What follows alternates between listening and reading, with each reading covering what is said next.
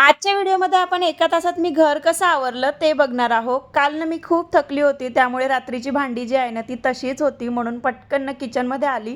पहिले गॅस ओटा रिकामा केला आणि त्यानंतर ना अंडी आणि दूध गॅसवर लावून घेतलं.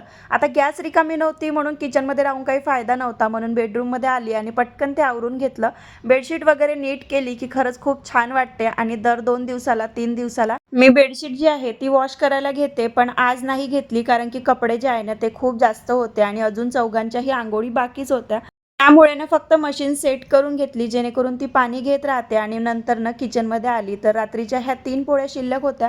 म्हटलं चला आता ह्या पोळ्यांचे कुटकेच करून घेते आणि तेही करून घेतले आणि ते झाकून ठेवून दिले एका बाजूला, कारण की हे तिघंही यायचे होते. आणि आमच्या विदर्भामध्ये फेमस आहे ते वांगे.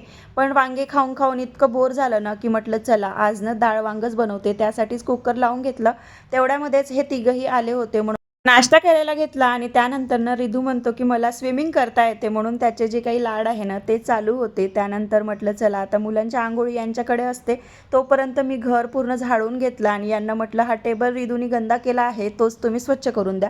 तेवढ्या वेळात माझे भांडेसुद्धा झाले आणि त्यानंतर ना पूर्ण गॅस ओटा स्वच्छ करून घेतला. आणि आज ना भांडे खूप जास्त होते. तुमचे देखील भांडे खूप जास्त निघते का? मला वाटते ही सुट्ट्या आहे त्याच्यामुळे निघत असेल. नंतर ना पोछा लावून घेतला आणि शेवटचं काम कपडे वाळू घालून घेतले. चला बाय.